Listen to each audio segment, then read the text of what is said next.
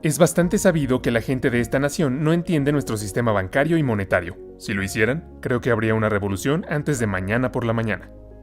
Henry Ford.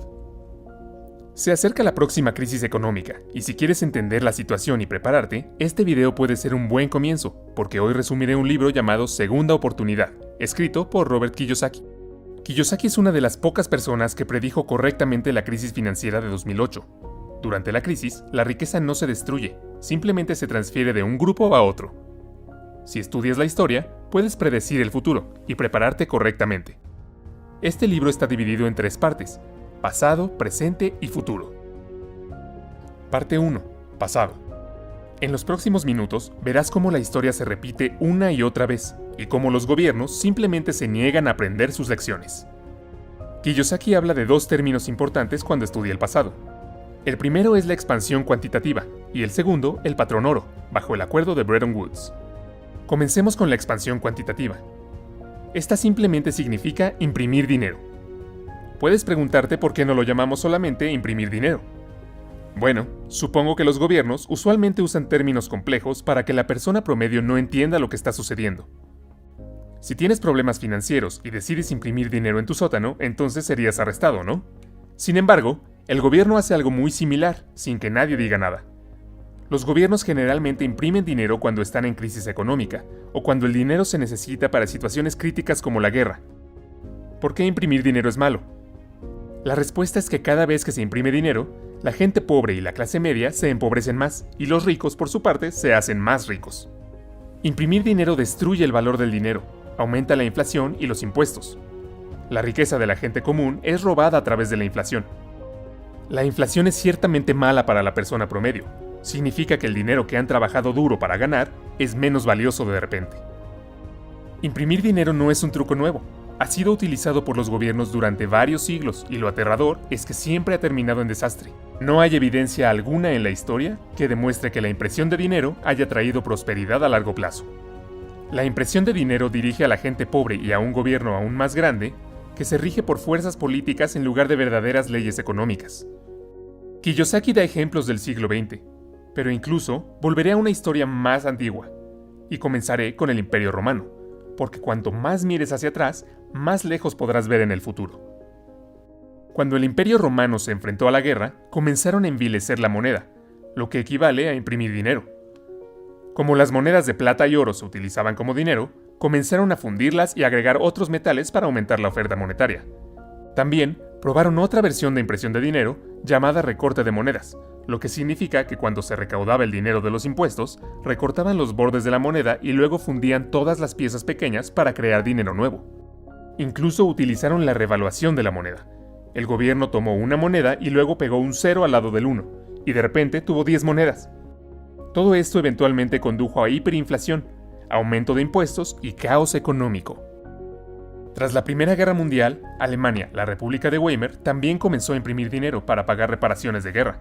Esto condujo a una hiperinflación y finalmente llevó a Hitler al poder. En 1918, si eras un millonario en Alemania, para fines de 1923 estabas completamente en quiebra. Déjame darte un ejemplo para entender cómo se veía la hiperinflación alemana después de imprimir dinero. Imagina que es verano y sales con un amigo a tomar cerveza, pero en lugar de pedir una cerveza, terminarla y luego pedir la segunda, pides 2 cervezas a la vez. Tú sabes que la segunda cerveza se va a calentar bastante, pero aún así, compras 2 cervezas a la vez porque cuando termines la primera, el dinero en tu bolsillo perderá su valor y no podrás comprar la segunda. Esto es hiperinflación. Este es el resultado desastroso de imprimir dinero. Los romanos lo hicieron, los chinos lo hicieron, los ingleses lo hicieron, los alemanes lo hicieron, Zimbabue lo hizo, y siempre terminó mal. Ahora Estados Unidos lo está haciendo. Los gobiernos nunca aprenden de la historia monetaria. Einstein dijo una vez: locura es hacer lo mismo una y otra vez y esperar resultados diferentes. Ahora que entendemos lo que significa imprimir dinero, hablemos del fin del patrón oro en 1971 bajo el acuerdo de Bretton Woods. Este fue el evento que aceleró aún más la impresión del dinero. Según el acuerdo de Bretton Woods, el mundo operaba con el patrón oro, lo que significa que otras monedas estaban vinculadas al dólar y el dólar estaba vinculado al oro, todo con un tipo de cambio fijo. Por cada dólar en circulación tenía que haber una cantidad igual de oro almacenada en la reserva. para que en caso de que algún banco o país quisiera oro, pudieran traer el dólar y cambiarlo por oro y viceversa. Teóricamente, en el patrón oro, el gobierno no debería simplemente imprimir dinero sin aumentar sus reservas de oro. Sin embargo, en realidad, Estados Unidos sí imprimió dinero incluso en el patrón oro, y llegó al punto en que había mucho dinero impreso que no estaba respaldado por oro. Entonces, si la gente comenzara a exigir oro a cambio de sus dólares, Estados Unidos no podría cubrir la demanda. El siguiente paso lógico desde la perspectiva de Estados Unidos fue terminar con el patrón oro, lo que finalmente sucedió en 1971. El presidente estadounidense Nixon cortó el último vínculo entre el oro y el dólar, lo que significaba que Estados Unidos ahora podía imprimir dinero fácilmente tanto como quisieran. El dinero se convirtió en una herramienta en manos del gobierno y los políticos. Desde 1971, Estados Unidos ha realizado 3 expansiones cuantitativas, y cada vez la situación empeora más. Imprimir dinero es como construir una casa en la arena. Sabemos que eventualmente colapsará, pero en lugar de detener la construcción y encontrar una base sólida, seguimos construyéndola y cuando surgen problemas, simplemente encontramos alguna forma de evitar que la casa se desmorone. Una vez que se empieza a imprimir, es muy difícil detenerlo. Detenerlo significa derribar la casa y comenzar de nuevo, que es algo que la mayoría de los políticos no quieren hacer durante su mandato, pues serían mal recordados. Así que todos están llevando el problema a la próxima administración y el espectáculo continúa. Si deseas ver los efectos de la impresión de dinero, mira los siguientes factores. Desde 1913 hasta 2018, el dólar ha perdido el 95% de su poder adquisitivo. Esto dificulta la vida de quienes trabajan por dinero. El número de cupones de alimentos ha alcanzado un nivel muy alto. Si no lo sabes, el cupón de alimentos es un apoyo gubernamental para las personas que no ganan suficiente dinero para vivir. La clase media se está reduciendo. La brecha entre ricos y pobres es muy alta. El peso y tamaño de productos en los mercados se reducen. Parece que tiene el mismo precio y el mismo producto, pero el peso o la cantidad de paquetes en el interior es menor. Esto es muy similar al recorte de monedas que discutimos anteriormente, pero esta vez está sucediendo en los productos. Cuando la economía está en una burbuja, los precios de las acciones y los precios inmobiliarios suben. Todo se ve bien afuera, excepto que la gente promedio se empobrece. Mira las tasas de interés en los ahorros. Es alrededor del 1 al 2%. Hay mucho dinero impreso en circulación y los bancos no quieren tu dinero. Ahora, puedes ver esto y decir que es en Estados Unidos y que no aplica para nosotros. Bueno, creo que este tipo de pensamiento sería demasiado ingenuo. La economía mundial está más unida que nunca.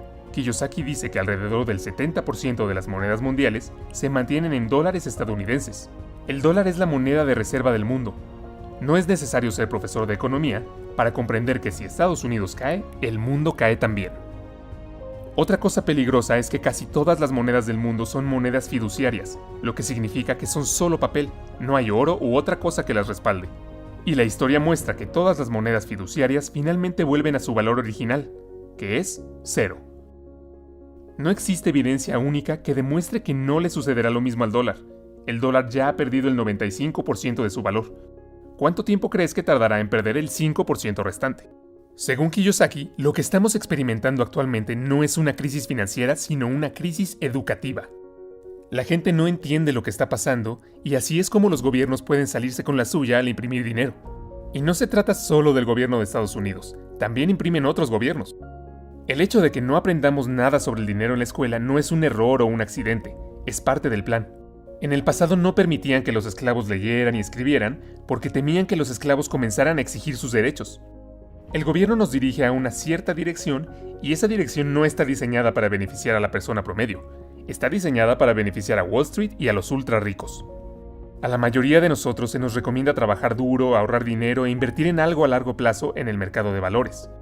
Kiyosaki dice que simplemente debes pensar por un momento, comparar estos consejos con los hechos que discutimos anteriormente y preguntarte, ¿tiene sentido trabajar duro por dinero cuando trabajar más duro conlleva pagar más impuestos y el dinero que ganas pierde su valor mientras suben los precios de los productos?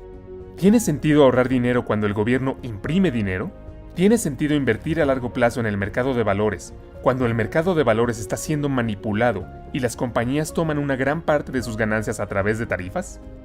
Kiyosaki dice que si simplemente comienzas a cuestionar e investigar todas las cosas que te han dicho, pronto te darás cuenta de que ninguna de ellas funciona a tu favor. Parte 2. Presente. Cuando se produce una crisis, las personas que más sufren son las que se encuentran en el lado izquierdo del cuadrante de flujo de caja, empleados y autónomos. Porque estas son las personas que trabajan por dinero y serán las primeras en perder. La verdadera riqueza está en el lado derecho del cuadrante de flujo de caja. Las personas de este lado no trabajan por dinero, trabajan por activos como tierras, bienes raíces y negocios. El autor recomienda hacer la transición desde el lado izquierdo del cuadrante hacia el lado derecho, donde existe la verdadera riqueza, y para hacerlo recomienda elegir una de las 4 clases de activos. En caso de que no lo sepas, las 4 clases de activos son negocios, bienes raíces, productos básicos y activos en papel, como acciones y bonos. El negocio es la clase de activo más difícil de adquirir, pero también la más rentable. Por otro lado, los activos en papel son los más fáciles de adquirir, pero los menos rentables y más riesgosos. De las entrevistas recientes con el autor, he visto que no recomienda invertir en activos en papel. Él piensa que el mercado de valores se ha convertido en un gran casino donde los ganadores son siempre los propietarios.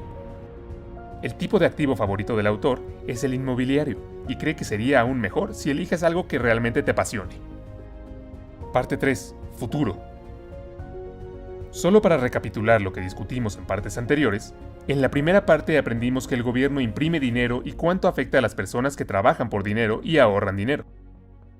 En la segunda parte, aprendimos que la verdadera riqueza está en el lado derecho del cuadrante de flujo de caja.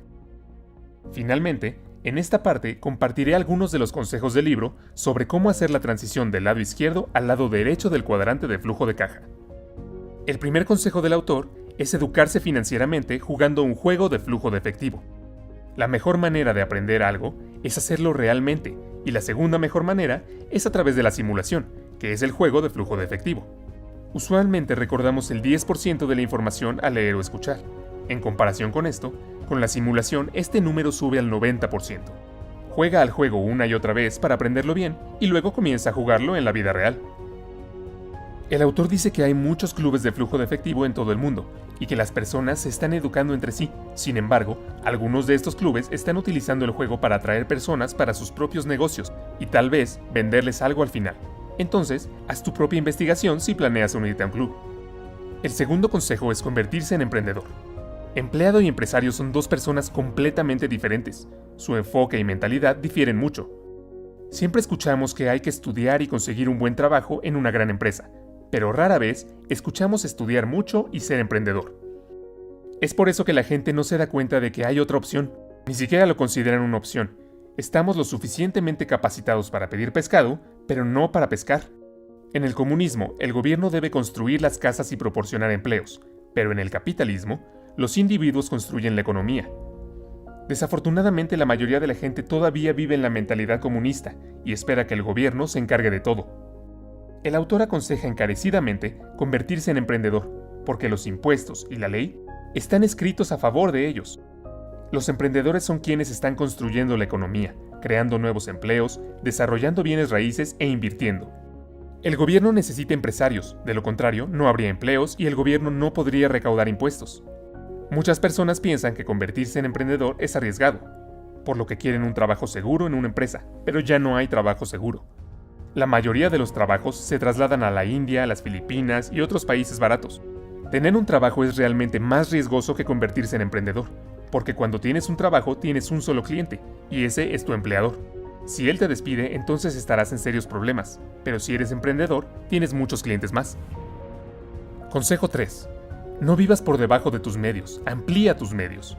Si acudes con un planificador financiero, él analizará tus gastos y te aconsejará que los reduzcas y dejes de beber café con leche. Kiyosaki dice, ¿por qué no miramos el otro lado de la ecuación y buscamos formas de expandir nuestros medios para que el precio del café con leche se convierta en nada? Reducir gastos es un asesino de pasión, no mates tu pasión. Más bien, encuentra formas de alimentar tu pasión. Siempre pregunta, ¿cómo puedo pagarlo? Consejo 4. Aprende a utilizar la deuda y los impuestos para adquirir más activos. Desde 1971, el dinero se ha convertido en deuda. Cuando las personas te dicen que salgas de la deuda, te dicen que salgas del dinero. Por supuesto, estoy hablando de una buena deuda, que es una deuda utilizada para comprar activos que ponen dinero en tu bolsillo. No la deuda para comprar pasivos como televisiones, automóviles, buenas vacaciones, etc. Consejo 5. No tengas miedo de cometer errores y fallar. Es solo parte del proceso.